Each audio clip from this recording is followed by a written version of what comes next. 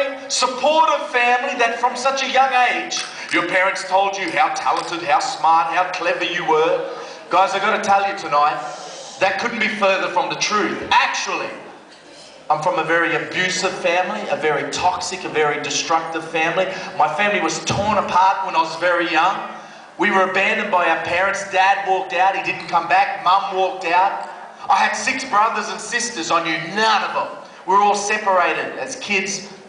We were all sent to live in different homes. Now, school for me wasn't an enjoyable experience like it is for all of you. I was expelled, kicked out of practically every school I ever attended.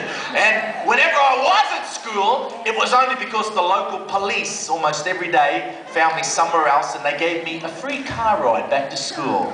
How lovely of them. Almost every day of my life, I heard these words yelled at me. John James! You're such a loser. You're hopeless. John James, you are useless. You will never amount to anything in life. The sad thing about that, guys, is when you hear that yelled at you, said about you almost every day of your life, you actually start to believe it. It starts to shape your DNA. It starts to shape the way you view yourself, the way you view life. I can remember being 15 years old, a teenager, having no sense of value, no sense of worth. I felt like, mate, if somebody blew me away tomorrow, who cares? I wouldn't even be missed because my life means nothing. But something really cool happened to me. At the age of 15, I'm walking home from school one day in this little town in Australia, in the middle of Nowhereville, I call it Loserville. I'm walking up this little hill, I'm halfway up, am I trying to contemplate the meaning of life? Nah, I don't give a rip, mate. I'm hungry, I want to get home and get something to eat at the place I'm staying. I'm walking up this hill, when all of a sudden I freak out. I hear the sound of this mysterious blue van screeching its tyres and nearly running me over. I remember I stepped over and looked over my shoulder with this look of annoyance to see who the idiot was who was driving, who nearly run me over. And as this mysterious blue van came to a stop, here's this guy, he's leaning over and he's winding the window down and he's going to me, hey, mate, come here, come closer. Now you got to understand something, in this little town I'm from, everybody knew everyone, and I'm thinking, who the heck is this psycho? And he goes to me, oi, mate, I'm new in town. I'm thinking, oh, you can say that again, you psycho. He goes, listen, I saw you walking along, and I wanted to stop and invite you to come to something really cool I'm putting on this Friday night. I'm thinking to myself, dude, what are you going on about? And he says to me, I want to personally invite you to come along this Friday night to my coffee shop. No, woo, nah. You got to understand something.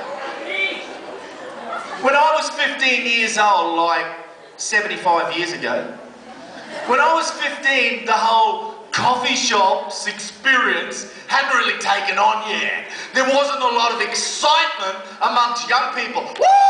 Yeah, baby! Let's go to the coffee shop on Friday night. Yeah! Let's go get our frappes and our lattes and our mochas and our tall and our skinny and our shorts and our little caramel drinks with a lovely little cookie on the side. I'm thinking, mate, what planet did you just arrive from? Honestly, what rock did you just crawl out from underneath? As if I would give a rip about going to your coffee shop. And he's talking to me, he's so excited, like, I just look at the dude, I laughed in his face and just turned around and walked off thinking, you psycho. Left him back there. I didn't give it a second thought. Didn't even think about it for another second. But little did I know that through this crazy young youth worker who came to this little town in the middle of nowhere in Australia, my life was about to be dramatically changed. The direction of my life was going to take a different course. I was about to experience the most greatest revolution in my mind and my heart. I'd never be the same again. I just didn't know it yet. 6 weeks later, I'm walking home from detention, minding my own business.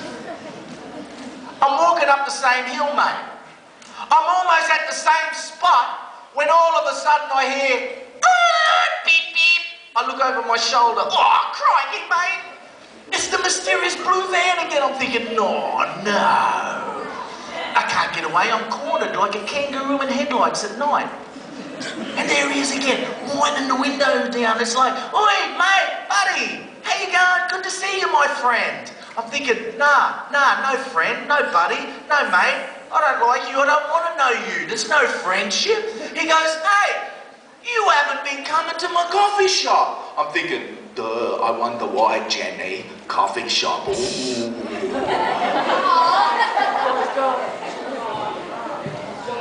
Over the next couple of minutes, what he was about to say to me was some of the most potent, some of the most life-changing words I'd ever heard. What he was about to say to me in the next few seconds was so amazing that right there on the street, on the side of that little hill, I was about to say to this guy, dude, where is it? What time does it start? Can I be the first there? I want to tell you tonight what he said to me that changed the course of my life forever. Some of the most amazing words I have ever heard. Listen carefully.